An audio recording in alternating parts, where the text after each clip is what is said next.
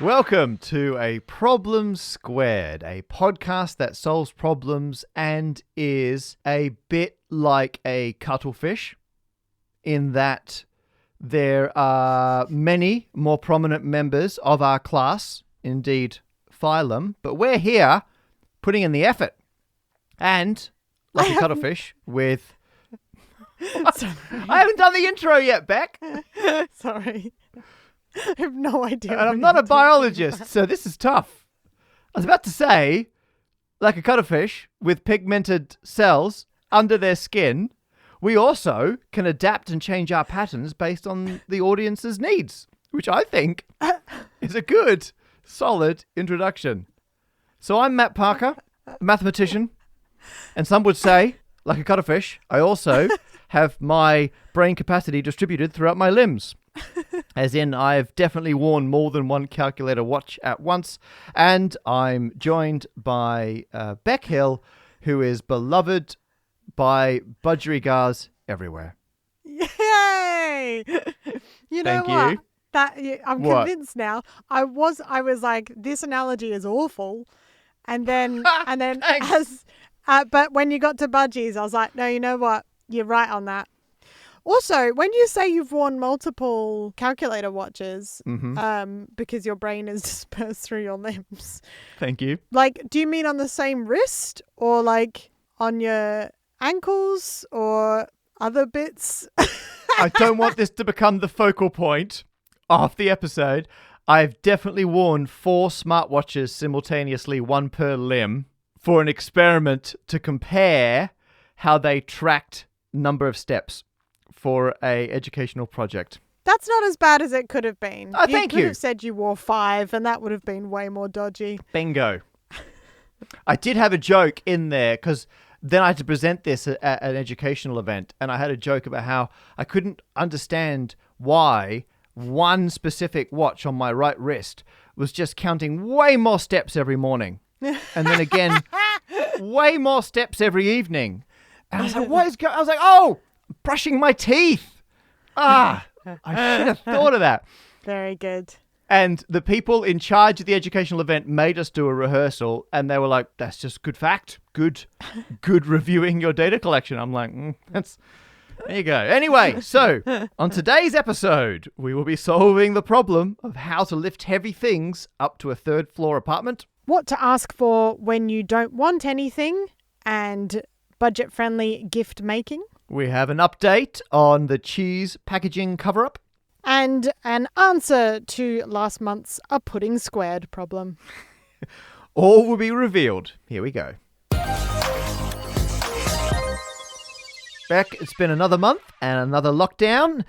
We're here at episode 013. How are you doing? I'm good. Since we last recorded, we managed to get in a block of filming for Makeaway Takeaway, the CITV kids show. Your legitimate TV show. Yeah. And it was really fun because I got to make loads of arts and crafts stuff with kids at a very socially responsible distance, which I'm sure they'll, edit so it doesn't look quite as terrifying. It does sort of look a bit like the kids are like trying to stay away from me. Yeah. Well, kids always respond well to having an adult yelling at them from the other side of the table. Yeah. Just shouting craft instructions from a distance.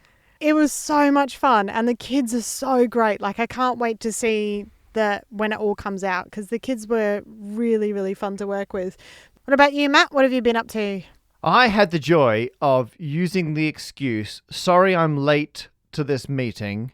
The Daily Mirror unexpectedly wrote a story about me, which is technically true, but more, they took something from A Problem Squared, last episode, 012, and turned it into a whole news story. And it's really surreal when a journalist would just take something from a video or a podcast and then spin it out as if it was like a big finding that's been announced or an interview you've done. And in this case, people may have noticed it was all of coronavirus. If you took all the virus particles, there'd be about 1 teaspoon's worth. Yes, yeah. Spoiler alert for anyone listening backwards. Spoiler alert, previous episode. And hello to all the Daily Mirror readers who are now joining and listening in. Sorry, I mean, yes, hello. And Daily Mail, they ran with it. Oh, Several news outlets. Of course they did. Yeah. So there you are. We're now a legitimate publication vehicle for scientific findings, according to the mainstream national print media. Wow. With great power comes great responsibility. That is my family motto. Our first problem comes from Fabian via email. Fabian's based in Berlin and says, I'm living by myself 3 floors up without an elevator, and I often find really nice furniture outside that I can't take because I can't carry them up the stairs by myself. Is there a most efficient way of carrying something big and heavy upstairs in terms of how much energy one has to put into it? Good question. Good problem. I like the fact that Fabian says they often find really nice furniture outside. I'm assuming it's, like free furniture and not being thrown out, not like theft. Yeah. Actually, Beck, I'd like your take on this because in Australia, I recall, at least this is in Western Australia where I grew up, there'd be like the big bulk rubbish collection. People would put stuff out on the curb. And it was pretty much a help yourself situation where if you see something, I remember as a student, my washing machine was missing parts and I saw someone throwing out pretty much the same washing machine. I was like, brilliant. And I went over and took off all the hoses and attachments in the back that I needed. And I was able to use it to fix the one that I had at home. So last episode, I mentioned I put a gazebo at the back of my garden as part of the Step and Conquer pub that Lucy and I refer to the back of the garden as, so we can pretend we're getting out during lockdown. That gazebo actually got blown away in the recent storms. Actually, it got blown over the fence and it was stopped by our neighbour's bigger gazebo. And I found them kind of cuddled together like it caught it. And it was, like those salt and pepper shakers where it looks like they're hugging? It was that. It's very cute. It's like 2 cats with their tails make a heart shape. And so I got it. I threw it back over the fence, but some of the bits were broken. And we were out walking and we were in the fancy part of town and someone was throwing out the same gazebo. And I deliberately bought a super cheap gazebo, but also I don't like to just buy things and they're disposable. And so I was like, how am I going to fix this? And I realized theirs had broken the same way, but still had some perfectly good parts on it. And I was like, what are the chances of someone in the good neighborhood buying the same cheap gazebo, broken the same way in the same storm? And I was like, Lucy, I can just get a screwdriver and take the bits I need and fix the one we've got at home. And this started a conversation about what is the etiquette to take someone else's rubbish, or rather dismantle it on their drive. And in the end, Lucy was like, it's not really done, but it would be nice to fix the gazebo. And I ended up knocking on the door to say, hey, I bought the same gazebo as you. It broke the same way. Can I come back with a screwdriver and take some parts off it? Lucy did say in hindsight, I went straight into that a bit. I didn't have enough chit chat at the top before I opened with, we're gazebo buddies. I'm with you. Be direct, especially if you're knocking on someone's door. Yeah. If you just try and do an icebreaker, immediately I'm like, what are you trying to sell me? That was my exact thought. I don't want them to think, what's this person selling or trying to convince me of or collecting for? I wanted to be like, bam, I'm here because we are partners in gazebo. We have the same gazebo ales and you've obviously cut your losses. Can I pick over the carcass of your gazebo to bring mine back to life? It's like those friendship necklaces where they're like 2 halves of a heart and you put them together. Exactly like that. Yes. We're now linked by gazebo. Yeah. So we went back with the screwdriver and pliers. I knocked on the door a second time. Hey, it's me again. That guy.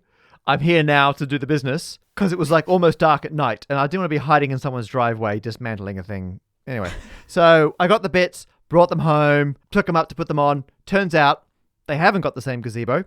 They've got the same model, but they bought the more expensive, bigger version, which I should have realized.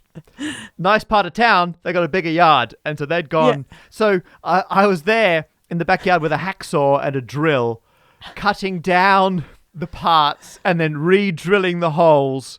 Yeah. And when you come around to see the fire pit and burn some paperwork, you'll be able to spot some of the struts have extra holes which are like the original ones when they were on the bigger gazebo, I've now hacked it down to work on mine. You're the sort of neighbour who gets up to enough odd things that if you did decide to do murders, you could probably get away with hiding it for quite a long time because everyone would just assume it was another one of your wacky projects. I think that would cut both ways, because on one hand, they'll be like, nah, it's just some crazy project. On the flip side, when they're interviewed on the news after the fact, they're like, always did seem a bit odd. If I had to pick someone, it'd be the guy hacksawing a gazebo at night.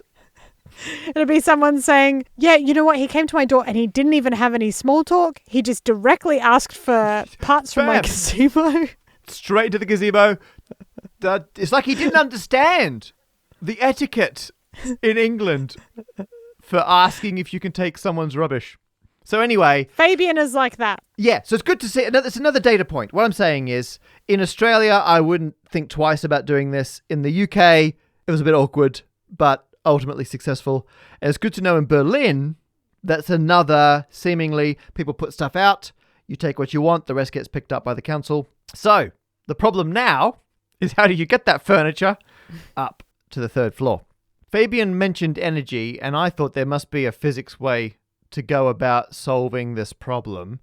And for a start, physics kind of solves a bit of it for us, because the problem is the objects are too heavy, which is to say they've got a certain amount of mass, and it means the Earth's gravitational field is pulling them down, and that force is difficult to overcome to pick them up and carry them. The good news is the greater the distance between where you are and the center of the Earth, the smaller the force due to gravity, the less, let's say, acceleration due to gravity. So there's less force the greater you are from the Earth. And actually, Berlin is about 52 degrees north of the equator. And because the Earth is an oblate spheroid, that means it's kind of in the middle of good and bad. Like if you're on the equator, you're a greater distance from the center of the Earth. If you're at one of the poles, you're much closer. Berlin's kind of in the middle. It's more closer than not, though. So you're going to get a bit more gravity there than you would on the equator. But you also get less gravity as you go up the building. I estimated each floor in an apartment in Berlin is about 5 meters, which means Fabian's going from street level up to 15 meters off the ground.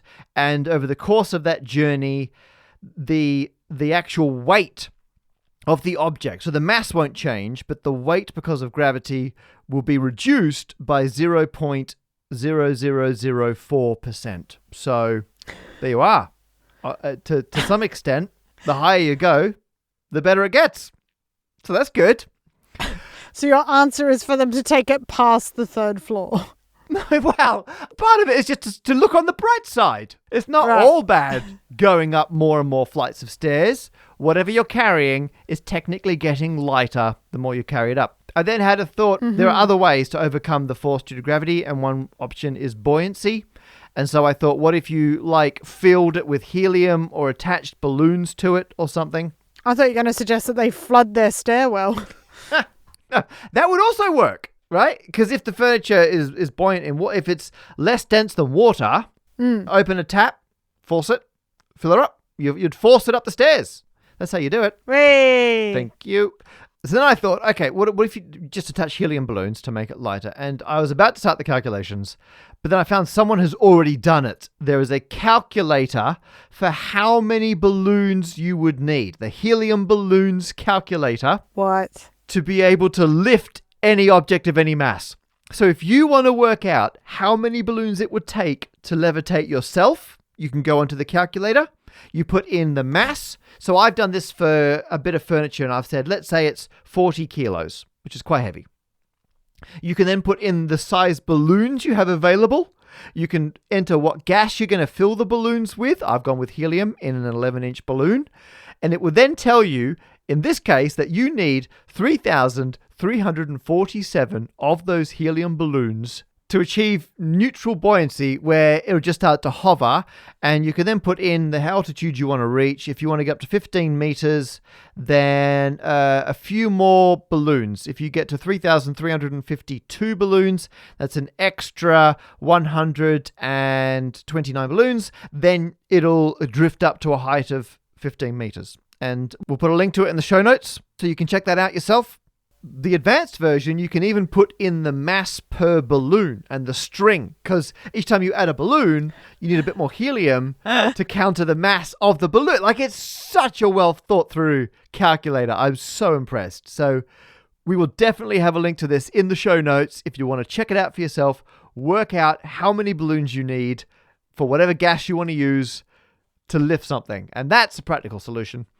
Should you not have access to balloons and gas, there are other ways of doing it with physics. And the thing to remember is actually, you know what? Something may be heavy and difficult to lift, but odds are you weigh more than it. Just bear that in mind. Like, you are probably heavier than the thing you're shifting. So if you're moving, like for me, if I'm moving a 40 kilogram bit of furniture, that's incredibly heavy, but I weigh twice as much. I can use that to my advantage. You want to get a pulley, you want to get like a fulcrum, some kind of lever, maybe not an inclined plane, but if you have a pulley, you weigh twice as much. Piece of cake. Even if it's heavier than you, you can get a bit of mechanical advantage with these things. I mean, the issue is if you're going to use like a lever, you've got to be a long way back, so that's not super convenient. But just bear in mind, you weigh more than it. And so you can leverage that, both metaphorically and literally, to shift it. You know how you get those buildings that have the little door at the top of them and then the little jut that comes out that you attach a pulley to? They're like converted old industrial buildings. Yeah, there you go. Or just run a rope over a banister, lower the rope down, tie it onto the thing, and then you hold onto it at the top, you jump off, you weigh twice as much, you go down, it comes... I feel legally we should cover ourselves to this. We are not liable for any injuries incurred by taking any of our advice. Yeah.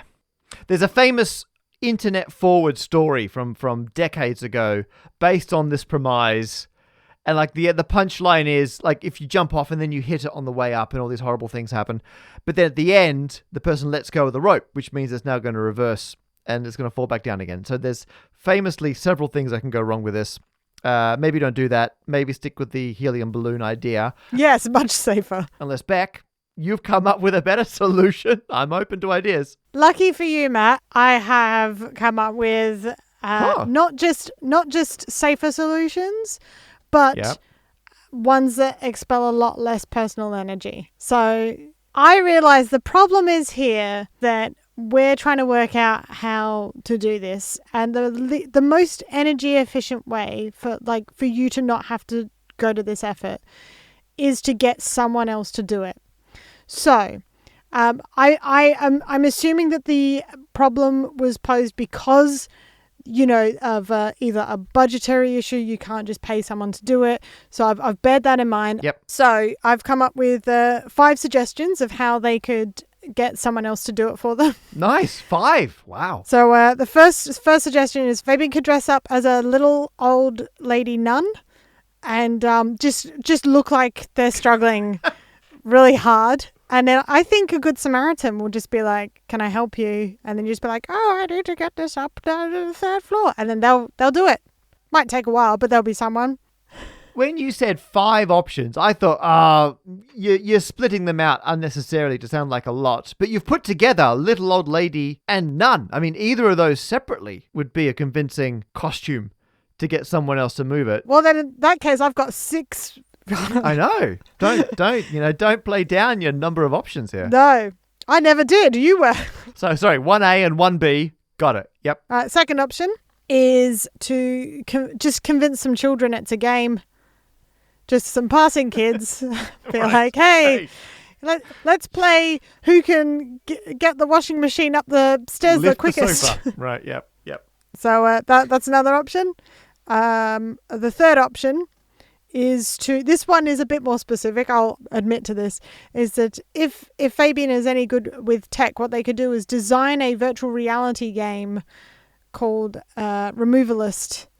And Right. what it is that you put out the call out online for some beta testers. Gotcha. And then they come over and you put the headsets on them. But you make it so that when the thing they hold in the game, they're actually just holding your thing in real life. I feel like it's really realistic feedback. Like the tactile, like, wow, there's a word for this. Yeah, I know what you mean. The tactile feedback. Yeah. The thing where you feel stuff. Where you feel stuff. It's not telemetry, but it's something like that. Anyway, the thing.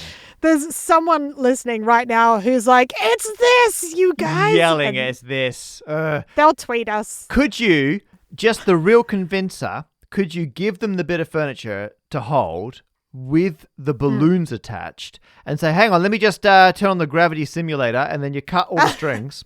And they're like, Yeah. oh, okay, wow. I'm really feeling it now. And you're like, oh, wait till you see the walking up the stairs mini game. They don't even have to design a game. All you have to do is make a headset, like out of cardboard, that has no like they're literally just looking out of it. Just tell them it's a virtual reality headset. So when they put it on, you're like, look how real it is. Just have it slightly frosted, right? Like, system loading in the corner. Yeah, Bam. to draw a little battery percentage in the corner. Yeah. and then basically get them to not only take your stuff upstairs, but then do a survey afterwards to say what they thought of the game and what tweaks you could do. And then what you could do then is tell them that you've slightly tweaked the system and get them back every time you have to move a different thing. Yeah. Say, okay, we went through your bug list and we think we've fixed it. Now, about the fetching the groceries side quest. Yeah. Yeah. You got to add details by making them sign an NDA before they do it, and they'll believe it. That's realism. Yeah. Yeah. So that's the third option. Fourth option is actually not too far from your suggestions, Matt. I've gone with Acme Catapult. Catapult. Yeah, like a what do you call it, trebuchet? You know. Wow, they're very different things. Trebuchet, vastly superior to the catapult. True. I think a catapult would be easier because then you could use that like your own weight, as you were referring to with the pulleys. You just need to make sure you get the trajectory correct between the item and your window. I think we are in too deep. You might have to hold some heavier things when you jump on the other end to get the height. You know what? I was about to go into how you're still thinking of a trebuchet, not a catapult, even though I think we're probably too far in for that level of pedantry. However, I think you've got a better version of the fulcrum lever angle. Because mine was just, you use your mass as a counterbalance and you gently move from one state to the other. No. I've got you and probably several children that you've pulled in off of the streets telling them it's a game. It's a game. They've all got visors on. Jump out of the window. You jump out a window. Bam. Patwang. Yep. Love it. Yeah. Wow. What are you saving for last? Oh my gosh. The final option is probably the most realistic, which is just Fabian could leave the item out in the street for my mum to trip over and then she'll put it away for you. It's anything about my childhood to go by. Yeah, but she'll throw out the cushions that you were keeping in mint condition. Yeah, that's true. Go through your drawer of old sweetie wrappers. They were memories, Mum. Ah, but you threw out the box it came in. Yeah. Yeah. Of course, I say this, there are some very real options out there. You can, we mentioned this talking off air before, but you can get those little trolleys, can't you, that have the 3 wheels? Oh, yeah, the 3 wheels. They're amazing. So they're a bit like, what are they called again? Those little... sack trolley. Sack trolley. Yeah, so you get those, but it's got 3 wheels that are the sort of right height for stairs. So as you pull them up, each one leverages against the corner of the step and then goes up a stair. So providing that you're strong enough to pull it up and to not drop it on anyone, that is an actual realistic option. You can buy those online if you look them up, sack trolley. If you just You're do getting stairs... dangerously close to practical advice. Yeah. But I wanted to make sure that Fabian had enough options to go with to make sure this problem is well and truly dinged. So I contacted a friend from Australia. It's a comedian called Luca Muller. He's based in Melbourne. He does a podcast with 2 other comedians called Ooh Spooky. That's spelt with 3 O's and an H. But other than doing comedy and podcasting, he's a professional removalist. Perfect. So I asked if he could answer this problem for us. Hello, I'm Luca Muller. I'm a comedian and removalist. Since the pandemic has happened, more so removalist, obviously. But if I was solo trying to move something heavy upstairs, it is difficult. You'd definitely rather have someone else with you. But there's sort of a bit of a trick you can do to not have to have that much strength. The maneuver is called like the lover's shelf, some people call it, or some of the older guys call it the mover's G-spot. And you sort of have a bit of a shelf built into your body, like below your hip bone, just below your hip bone, above your thigh bone, in that little bit there in the crease. I think the medical name would be the mons pubis, which is something I wish I didn't know.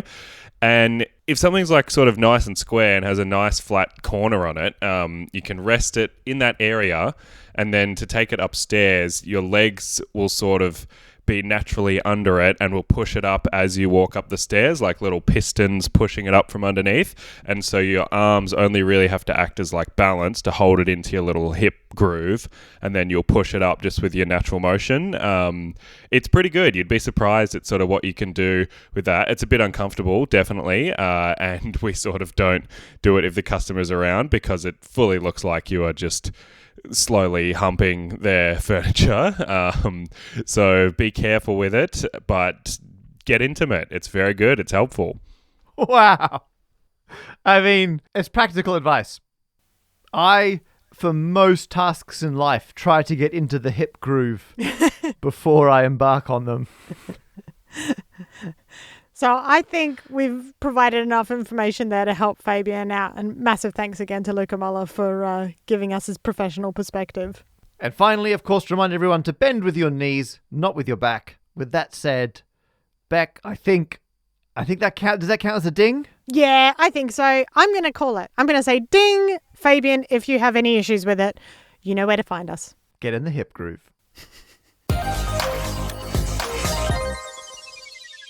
Our next problem is a bit of a 2-for-1. We're going to wrap two problems up together and put a bow on them both simultaneously. Hopefully. On Twitter, from someone with the name He Has a Weak Constitution, they have said that their birthday is coming up. I don't want anything. People insist on getting me something. What do I ask for? And they've put on the additional condition that it must be a physical item. At the same time, Joanna Williams sent us an email saying that with Christmas looming, I want to do some nice stuff with my boyfriend and for my family, but I don't have a lot of disposable income. And with the second lockdown, we're obviously limited in what we can do. That's an additional point. If you're in the UK at the moment, you're a bit limited on what you can actually go out and purchase. And so Joanna's also asked what to do. This is the other side, giving gifts. So we're going to put them together and say, Beck, what can we do? Well, the reason I thought these two problems complemented each other well is because when He Has a Weak Constitution on Twitter said that people want to give them stuff and they don't necessarily want anything material, the best way to deal with that is to ask for something handmade, because that will then really test how much people want to give you something materialistic. You know, like, is it a case that they just want to throw money at you? Or do they really want to give you a present? Call their bluff is what you're saying. Yeah, call their bluff, exactly. So by making suggestions of things that could be handmade, I'm not only helping out our Twitter problem, but I'm also helping out Joanna work out what that they can do with their boyfriend in the lead up to Christmas. Great. And you can test just how serious people are about their relationship with you by seeing if they will make you a handcrafted gift. Yes. So I've put together a list of some fun, easy to make handmade things, which are actually pretty good budget-wise as well, which means that if you're asking people to make them for you, it's not too much, it's things that they can probably easily access. So you're not asking them to go out to a craft shop or anything like that. So the first thing I suggested was, it's a recipe for fudge, and I use the term lightly because it is one that my Mum passed on to me, and it is the easiest thing to make in that I can make it as well. Basically, it's just condensed milk, chocolate and butter, and you melt it together in the microwave and then put it in the fridge and it goes hard. And it feels like you've gone to a lot of effort to make something special, but you've basically just melted together some fairly affordable ingredients. Can I just say, that is the classic Australian Christmas recipe. Anything, you get some stuff, you melt it a bit, you put it in the freezer. Yeah. Christmas time. So what I will do is I'll put the recipe to that in the show notes, and I'll pop it up on our social media as well at A Problem Squared on Twitter and Instagram, so that if anyone does want to spend, I was going to say an afternoon, but let's be serious. If anyone wants to spend 15 minutes 10 minutes making this. But the great thing about it as well is that if you make this and then like put it in a dish and cut it up and maybe package it up nicely in some tissue paper or wrapping paper or a little Tupperware box or whatever, it still feels really special and nice. And it would be a nice thing to both give and receive. It's super tasty as well. The frozen melted condensed milk is just an excuse to package it up nicely and then gift that thought. Love it. Yeah. Actually, some of the favourite gifts I've been given are variations on that same theme. A friend of mine, Katie Steckles, who people might know, does fantastic maths things. One year, she made everyone, her and her partner Paul, a spice mix. Like one of their favourite spice mixes. They bought all the different spices in bulk, mixed them in the correct ratios, maths, and then put them in little jars, packaged them up nicely. Boom, spice mix for everyone. That's lovely. You don't even need to have a microwave for that one. And actually, the most appreciative homemade gift we've been given is some friends of ours locally keep bees. And they gave us basically local honey in a jar, which I appreciate is a lot more effort. You got to train bees and then look after them. I guess they come pre-trained, right? But that is a bunch of work. But the fact that they took a hobby and then that was the gift, I thoroughly enjoyed. Yeah, that is nice. Another suggestion I had was salt dough. Salt dough. Basically, you're making Play-Doh, where it's flour, water, and salt, and that's pretty much it. Again, it's another recipe I'll pop up wherever possible, but you could probably find it as well just by Googling salt dough. But you can make ornaments out of it, but you could also make like little figurines. You could make... If you wanted to make your own board game, you could do little board game tokens out of them. There's so much you can do. It's such an easy type of dough to make and form. And then you just bake it in the oven and then that's it. Oh, so instead of putting it in like a kiln or something, like clay, you just bake the dough in the oven. Yeah. And it goes hard. Yeah, it's like making biscuits, but you don't want to eat them. And so afterwards you could choose to paint them and varnish them if you wanted, or you can just leave them plain. But yeah, that's another nice little fun thing to do. It's also really personal. And if you had a need or a want for anything in particular, a model of anything, then you could probably ask for that. See, now I'm feeling woefully under-creative. We make candles. I mean, I say we make candles. I always collect up all the wax, melt it down, and make new candles, which I feel is bordering on a creative craft outlet. In reality, I just enjoy melting wax. It's really good fun. Is it string? Yeah. Ah. I look at all the string in the house and pick the one that looks the most like a wick. And then I just kind of blue tack it to the bottom of... Honestly, last time I did it, I got a beer can and cut the top off the can and blue tacked the string to the bottom of the can. I love that you put it in... You made beer candles. I love that. Beer candles. You got it. It's the most Australian thing I've ever thought of. This one's probably more for Joanna's part of the problem. But again, I think you could easily ask for it, maybe not for a birthday present, but for Christmas, is a treasure hunt advent calendar. So what you do is you write down a series of 25 clues, and each clue then you find what it is that's part of the advent calendar. And obviously you could do that to either existing things that belong to someone that you've hidden around the flat or your home, or it could be a chocolate, or maybe a piece of microwave fudge, maybe a homemade candle, But you'd then find that around there. And again, it gives you something to do and lead up to, because planning a treasure hunt is always really fun. You come up with all the clues, you can make it rhyming, you can do all that sort of thing. But at the same time, you have a nice project for whoever you're living with when they open up. Oh, look, it's the 1st of December. Oh, what's this little clue here? It says, I am cold, but I'm hot. I run when I'm not. I am white. What am I? And then you're like, oh my gosh, it's a fridge. I literally just thought of that on the spot, by the way. I just want to say I'm really proud of that clue. You can have that, listeners. So, wow. Yeah. So, now, hang on, let me just get this straight. So you get an advent calendar, and each compartment, or you open an envelope or a flap or whatever, has a clue in it. And then you follow that clue around the house. And at the end of it, you're like, oh, look, it's that thing I already owned but disappeared between 1 to 25 days ago. Yeah. And then that carries on. Got it. Okay. There's the batteries for the remote. Oh, yeah. What I love, though, is thank goodness, because I got the remote 3 days ago from this calendar. No, I love that incorporates all the previous ideas we've had to gifts plus theft. So, yeah. Top marks. And of course, we've got a lot of very crafty listeners as well. So if there's anyone out there who has something that they enjoy making or receiving that's handmade, why don't you let us know? We're on Twitter @aproblem_squared or Instagram @aproblem_squared. Let's share the ideas. I also wanted to go back to the original Twitter question about birthday gifts, because you might not necessarily want something that's handmade if you don't want anything that's materialistic. So the other option is to ask for something that is a physical item that also helps out other people. So I've also got a couple of suggestions with that.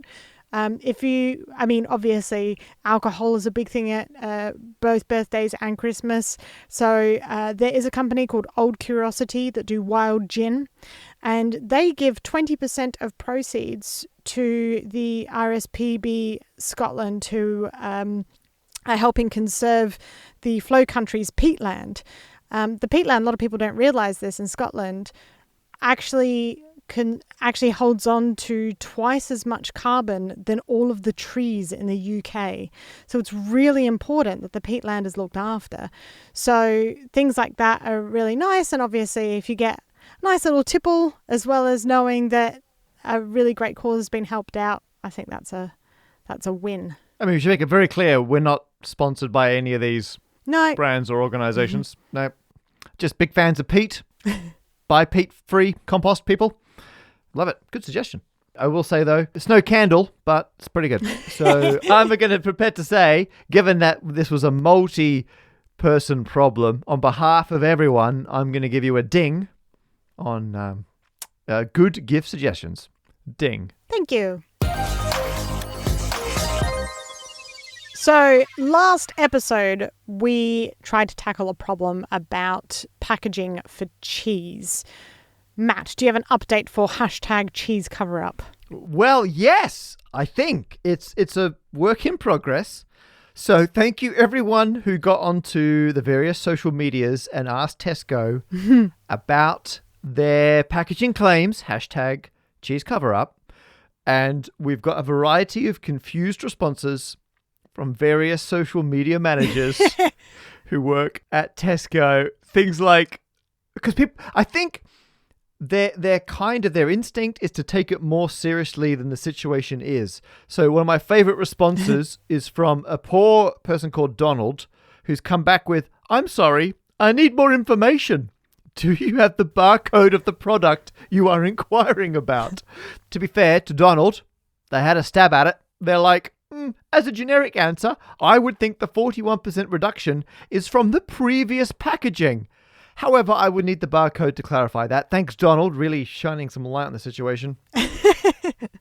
Someone called Jane responded once and said to someone who asked, "Bear with me, I'll look into this for you. Thanks, Jane." We never heard from Jane again.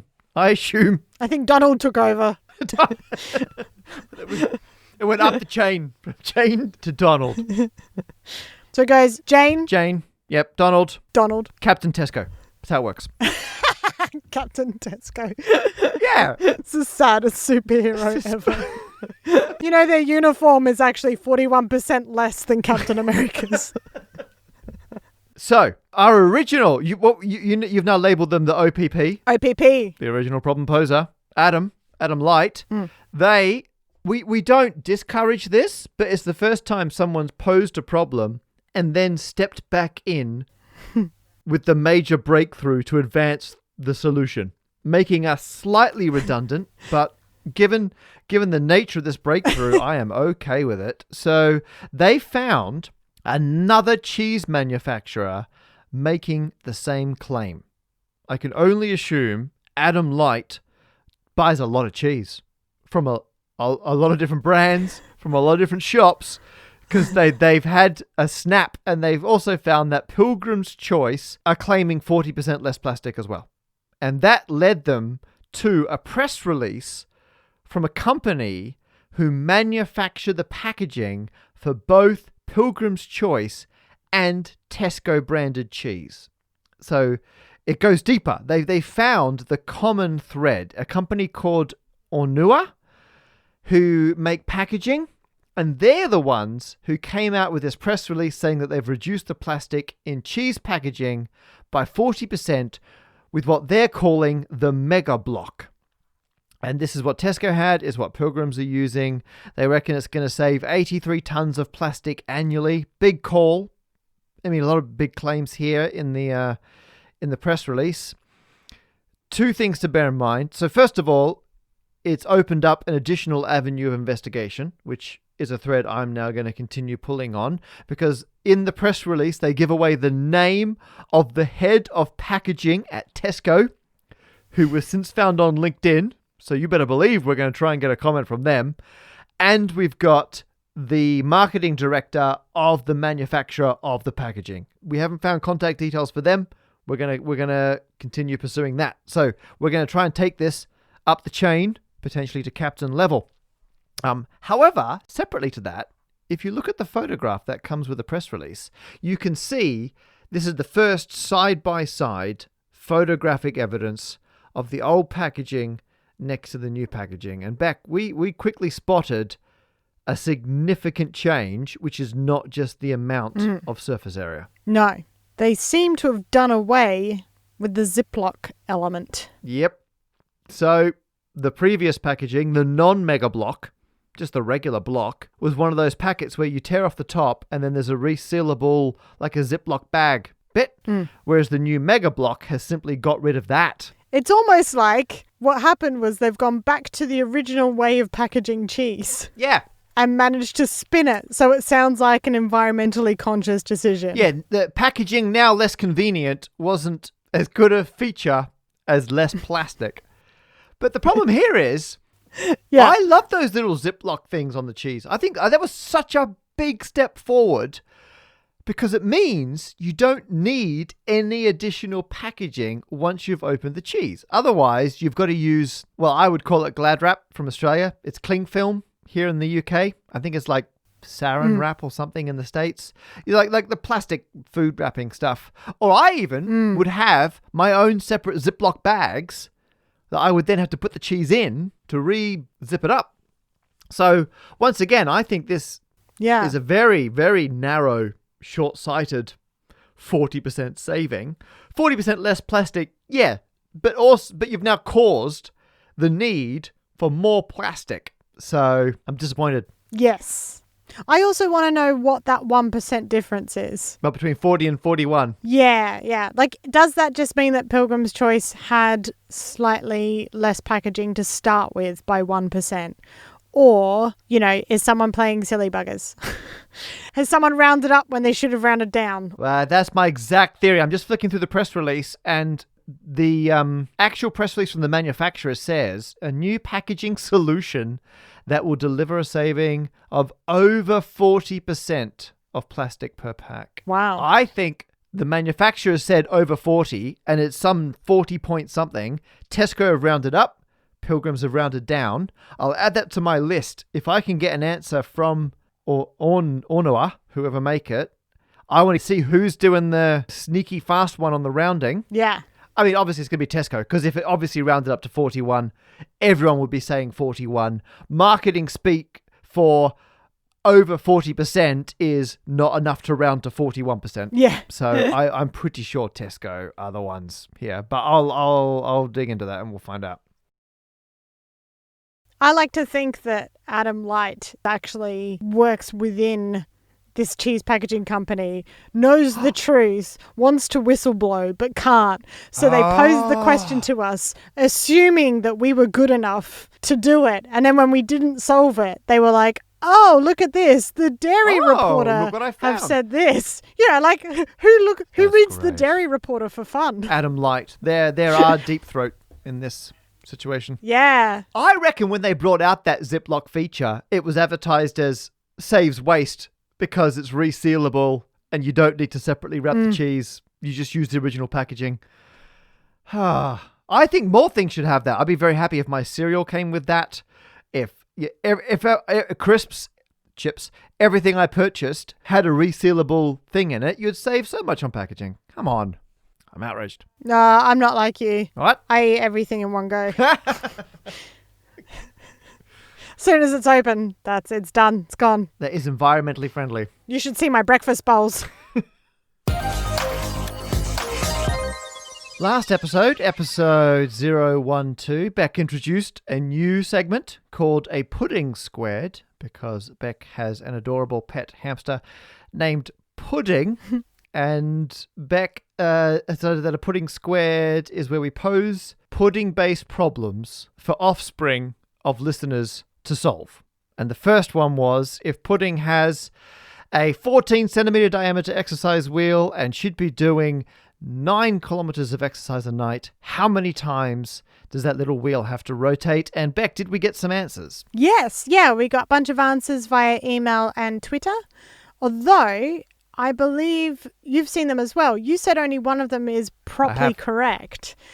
I will. So yes. the technically incorrect ones that we've received, Of which there were plenty. Yeah, and just to make sure, so the formula, just to confirm, to work this out would be to work out the circumference of the circle based on the diameter, and then divide the distance of 9 kilometers by that circumference to work out the amount of revolutions that are needed. Yeah. When we were ballparking it, we're like, right, the diameter is 14 centimeters. Pi is a bit over 3. So it's going to be around 45-ish. I love that you said when we were doing it. You did that in your head when we discussed. We were both there at the time.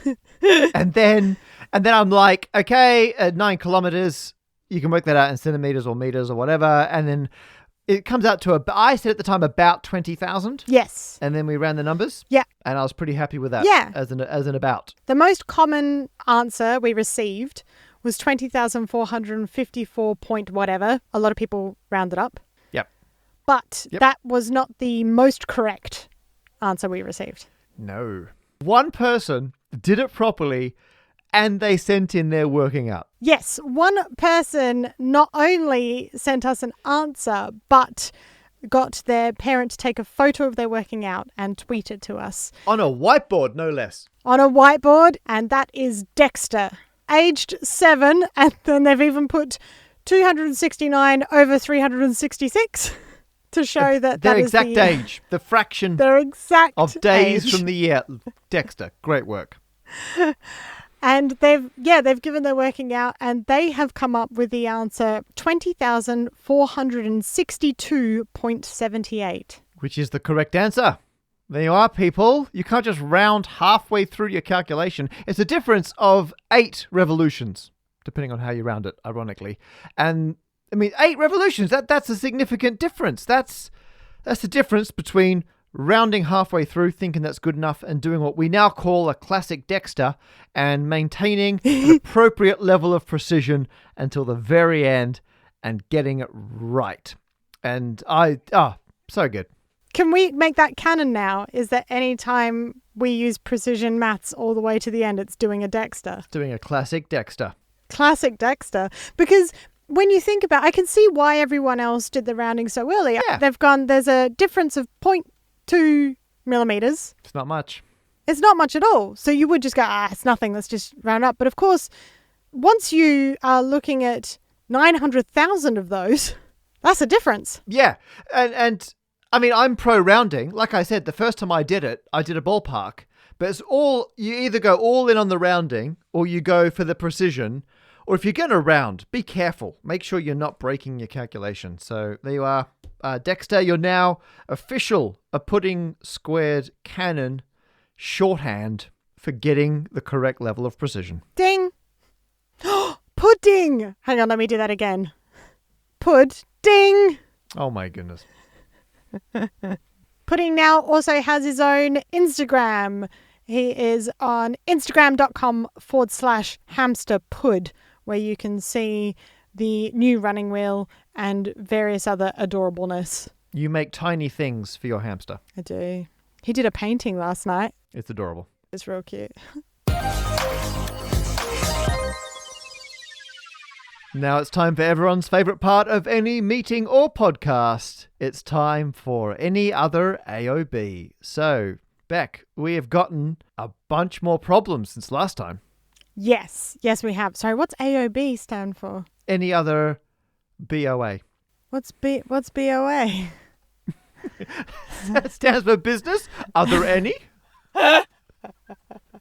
You just properly trolled me. First of all, I want to thank everyone who has sent in problems since our last call out for it. Our inboxes and social media was inundated. So thank you so much. Please do feel free to keep them coming. But just to say, we are getting your problems. Apologies, we haven't been able to reply personally to them, but we are receiving them and we'll be going through them in due course. Don't panic if you don't hear from us. Doesn't mean it's not in our queue. And we should mention that we put the survey out last episode 012, and that is still ongoing. We will do a wrap-up at the end of year episode about some of your answers. So if you do still want to complete the listener survey, you go to thatsurvey.ilikeit.aproblemsquared.com. Follow-up from last month's problem regarding whether jackets can cool you down in hot weather. We actually did get some really great suggestions on how to do the experiment, but of course then lockdown 2 started and I can no longer do the experiment that I wanted to do. So we're going to put that on hold for a bit, but don't despair, we will get back to it. But I think we can provide some closure to the A Problem Squared Christmas card problem, because you've assured me, Beck, that you have designed, I've not seen it yet, our A Problem Squared festive card. Yes, I have. I've sent it to you and I told you specifically not to look at it until this moment. Yep. So obviously don't read it out, but if you'd like to have a look at it and tell me whether... now, because the subject is all caps. Do not open or view attachment yet. Dash Christmas card. Yeah. Okay, I'm opening it. Oh, it's loading. Is there some kind of maths pun? Yeah. I wouldn't describe it because we want to keep it a secret. It's so good. It's got, okay, I think without spoilers, it references several problems. And I can tell you, because I have seen the preliminary survey results, some of our favorite problems from throughout the year. And at the bottom, Beck's put a slogan, which is a pun. It's Christmas themed and it's playing off a maths ongoing problem in the show. I love the fact that you made me not look at this until now so I can react during the recording while not saying anything specific about it. So it's great. I'm seeing it for the first time. I love it, but I'm not going to say any more than that. If you want a copy of this Christmas card, we're going to email it to all of our Patreon supporters, patreon.com/aproblemsquared. And if you are a wizard level supporter, by the Sunday, the 6th of December, we will post you a physical card. If you sign up after that, we'll do our best, but we can't guarantee it. Oh, we got to double check. We've got your postal addresses. I'll look into that, and we will somehow get a physical copy of this card to our wizard supporters. Thank you so much, all our kind supporters who make this podcast possible.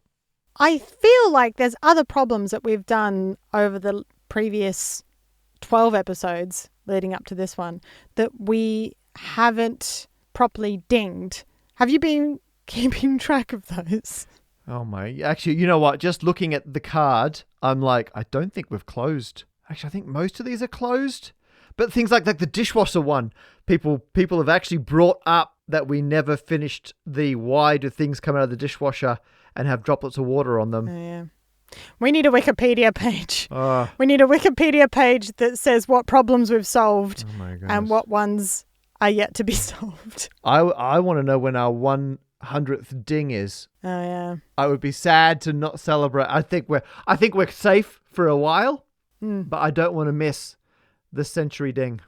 Our next episode will be coming out on New Year's Eve, so we are going to make it an end-of-year special. We're going to be trying to make sure that all the problems we've left undinged get dinged, or at least covered. So if there are any... As many as possible. If there's any that you posed that we haven't answered yet, please feel free to remind us.